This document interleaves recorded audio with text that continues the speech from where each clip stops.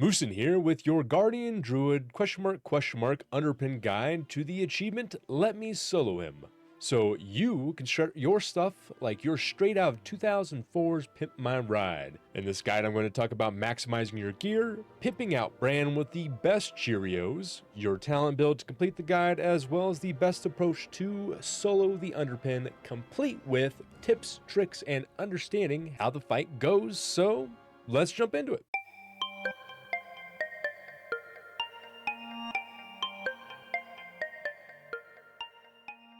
When it comes to gearing, eye level continues to be king, and this will only improve your chances every week further into the patch.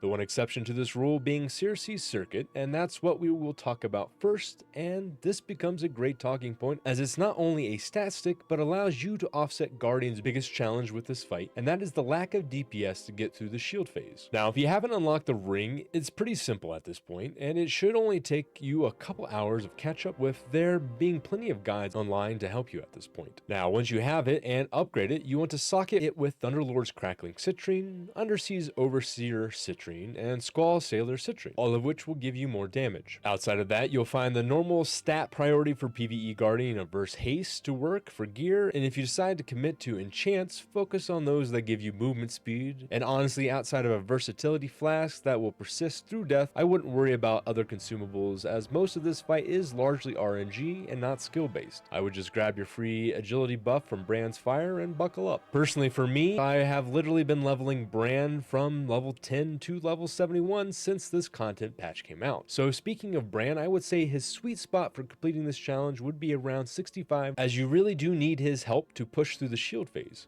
If your Brann is not at that level yet, just remember after level 15 he can only get XP from Bountiful Delves. However, you can run multiple Bountiful Delves for more XP using your alts, remembering that there's 4 Bountifuls per day per character. I would just highly suggest you use the Loot Radar under the Utility Curio to maximize all the bonus XP you can pick up from the misplaced curios. As of speccing Brann for the fight, I recommend continuing with the Loot Radar, as for every 30 seconds during the fight, it will debuff all enemies in this encounter to take 10% additional damage for 15 seconds. And as of the Combat Curio, I suggest the Mechasaur Easy Build Kit, as they do a crap ton of damage. Unfortunately, they will hit just about everything from the footballs on the ground to the cronies and Underpin, but with their fairly long uptime, they manage to do a lot of work, even to the point of clearing some of the leftover cronies that might just have a little bit of health left, because the RNG of the mechanics have just kept you from finishing up the job.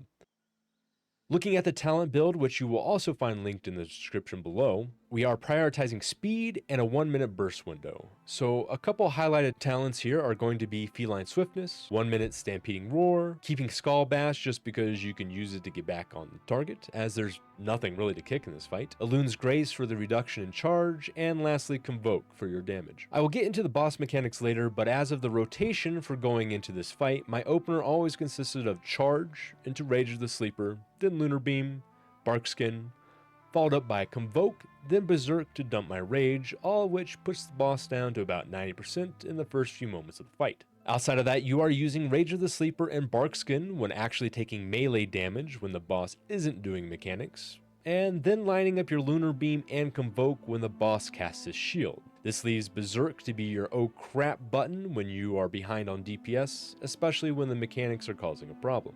As I made mention of earlier, this fight is largely RNG, but there are still some ways to manipulate it, so let's look at the best practices by first understanding how the mechanics work. First we have Crush. Underpin will literally yeet himself at you or even across the map at Brann, and when he lands, do a stupid amount of damage, and even worse, stun anyone who is in that circle. Next he has Flamethrower, which as a melee is easy to move out of as it's a frontal cone, but no, it does end about where the visual tip of the cone stops. I would like to note, if you end up knowing you are going to get hit by this while managing mechanics, use your survival instincts at that time, because not only does it do a stupid amount of damage, it will leave a dot that will quickly finish the job, leaving you to try again. Speaking of things to also avoid, he will go through armaments that look like swirling fire on the ground. As you can imagine, this also does stupid amount of damage and can one-shot you. The following two mechanics go hand in hand, and you will always see bomb footballs before the cronies. So when you see the fire swirls come out, you will also see the footballs begin to spawn. My suggestion for these is to bind your interaction button, which you can set from your options, and for me, I went with the F key, but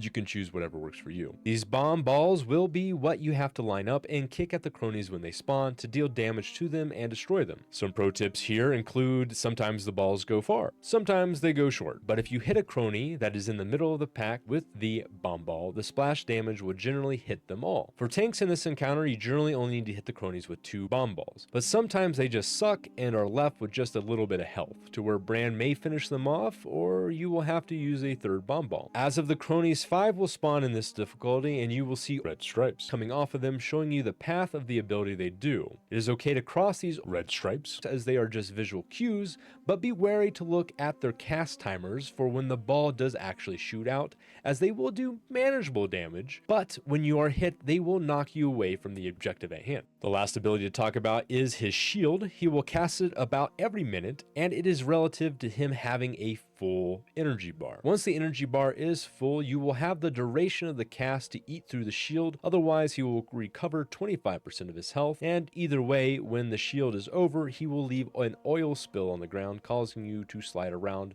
making it hard to hit the bomb balls. So outside of the opener, how's the best way to manage this RNG? Don't worry, I've got you, fam. So looking past the crush and flamethrower mechanics, which we can't control, you can, however, direct with some level of accuracy where the cronies will spawn.